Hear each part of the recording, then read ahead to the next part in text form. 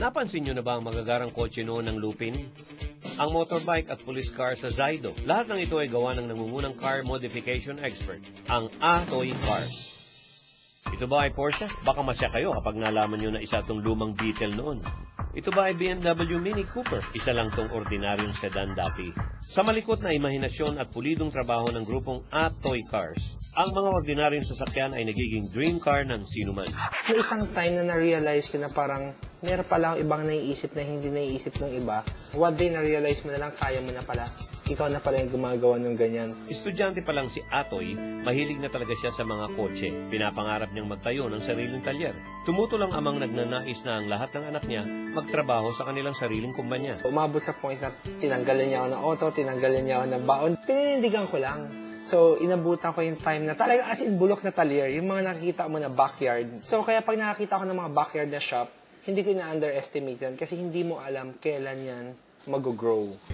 Unang napansin si Atoy nang sumali siya at manalo sa 2000 Custom Cars and Truck Show. Mula noon, sunod-sunod na ang mga awards na kanyang nakuha at napansin din siya ng mga local car companies na nagpapagawa ng disenyo sa kanya para sa kanilang limited edition models. Sa year 2001, nagpagawa sila sa akin ng RS body kit. So, ang sarap na feeling ko na pag nakakita ko dumadaan yung auto, design ko yan. Parang hindi mo may imagine yung design mo, tumatakbo na sa kalye.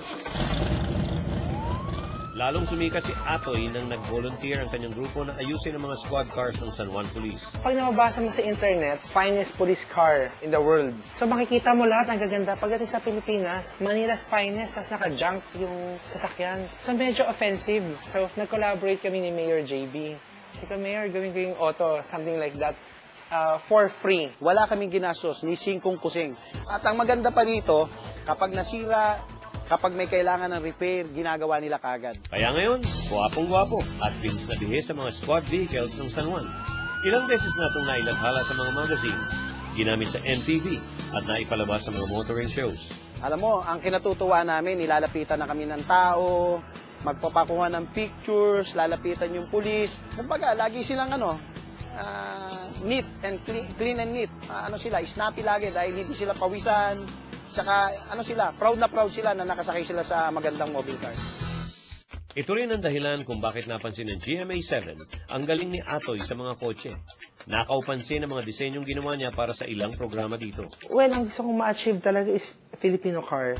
Gusto ko talaga mga isang Pinoy na auto. So, as of now, parang sasabi nila sobra pang aga. Pero, sabi ko, yung sobrang aga din, kung hindi mo umpisahan, walang mangyayari.